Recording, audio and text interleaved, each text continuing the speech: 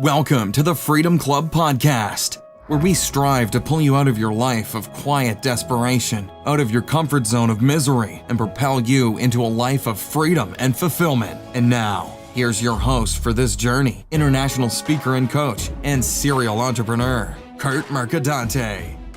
It is Freedom Friday, everybody. This is the Freedom Club Podcast. I'm your host, Kurt Mercadante, and I hope you have enjoyed this first week of episodes in the year 2019. This is episode 3 of season 2. I'm so happy that you're here right now.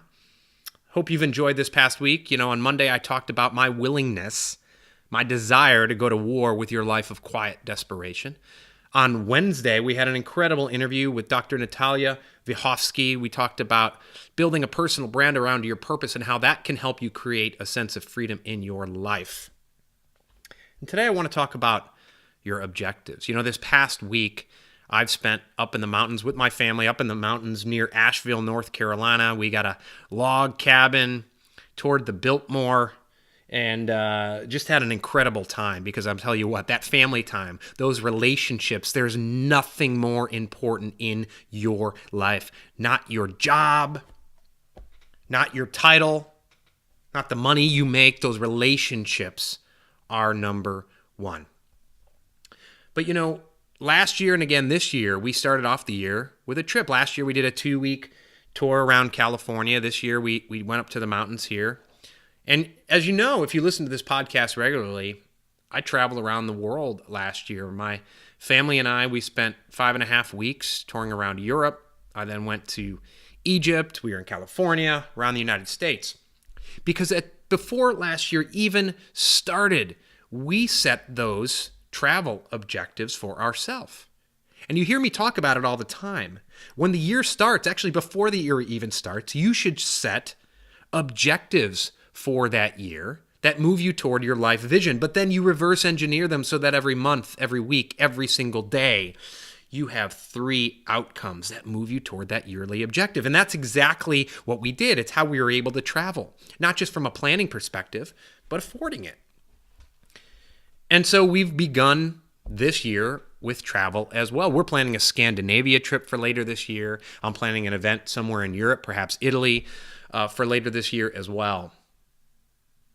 And the reason I bring this up isn't just about travel, but, you know, in the Freedom Club community, it's my private Facebook group built around this podcast. And if you're not a member, I urge you to go to Facebook right now, search Freedom Club Community, and apply to join. We'd love to have you there. We live stream the interviews that I do for this podcast, allow you to ask questions, watch them live, join in the discussion, a lot of other great exclusive content there.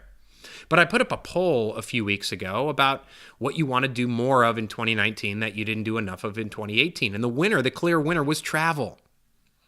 And so I've been asking people over the past week or two, have you set your destination? Have you set the dates? Have you put money down to lock it in? Because often people say, oh, I want to take that big trip in August, and then all of a sudden it's July 31st, and are you going to take that trip? No, I didn't get around to it. So you got to set it now. You got to clearly define it now, and then you got to put money down to lock yourself in, whether that's travel or something else. So listen, we're nearing 2 weeks into 2019.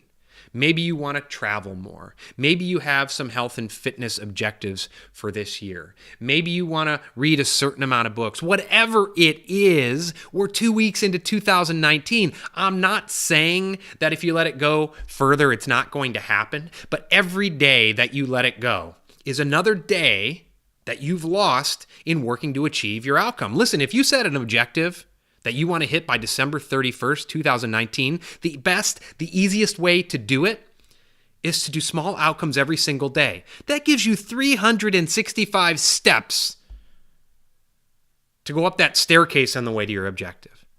So why do you want to lose another day? If it's important to you, if it's something you really want to do, listen, I want you to make a list today, right now. Take out a piece of paper and a pen. I want you to make a list of all the things you'd like to do. I don't care what it is. If it's eating more avocados, put that on the list. Then I want you to highlight the things on that list. The things that you actually love to do. And then I want you to make a list of all the things you hate. And I want you to, every single day, I want you to look at that list, and I want you to audit your days. Were they full of loves and likes, or were they full of hates? And I want you to audit your day, and then the next day, the very next day, I want you to fix it so you're doing more of your likes, more of your loves, less of your hates. And I want you to look forward to this year, to doing more loves and less hates. I want you to set objectives, clear objectives around that. Because it's that daily process, that daily system, that daily audit, and yes, saying no to those things you hate on a daily basis, not waiting till July 1st, not waiting till New Year's next year, not waiting for some arbitrary line in the sand, but doing it today. Making that change today, because I mentioned, if you have an objective for the end of this year, man, you got 365 days to take small steps each and every day to get there. And each and every day that you let go by is a missed opportunity. And 80% of life, 80% of success is having the balls to walk through the doors of opportunity that open every single day. So if you want to travel more, if you've defined a place you want to travel, then today I challenge you. Pick your dates. Put money down on a hotel, on airfare, whatever. Lock it in today, then reverse engineer it to today to have clear outcomes to make that trip happen. You know, we wanted to do the Europe trip, so last year I set as outcomes in January to find $300 per month starting in January. That would add up to, over $3,000 in savings. I did that. I traded in my car. I traded in my Jeep for a Mini. I saved $200 a month. You know what? It was more than worth it, not just because I love the Mini, but because that was like $3,000 that we could use toward a vacation. Because it's not about stuff. It's not about money. It's about fulfillment. It's about those experiences with the people you love, with yourself. Money is about purchasing things that can provide you fulfillment. And for years, I didn't have that through my thick skull. For years, it was just about the money, and I never had enough money. My wife and I never had enough money to travel, even when my income was 10 times higher than it is now. We put off that Europe trip for 17 fucking years. So when you look at money, not as a set of handcuffs that tie you, that hopefully you have enough saved up by age 65 to enjoy your life, because I guarantee there's a good chance, I don't guarantee, but there is a good chance that you get to 65, your knees go out. You have a stroke, you have a heart. Because if you have that work-life balance bullshit mentality in which you're going to eat shit day after day after day in the hopes that you get to 65 and you're healthy enough then to balance it out for the next, 10 or 20 years and be healthy enough then to travel and do the things that fulfill you, you know what? I guarantee that you're ignoring your health, your relationships along the way. So there's a good chance that you get to 65, your knees go out, you have a stroke, you get cancer, someone in your life, someone around you, your wife, your spouse, your husband, whatever, the same thing happens to them.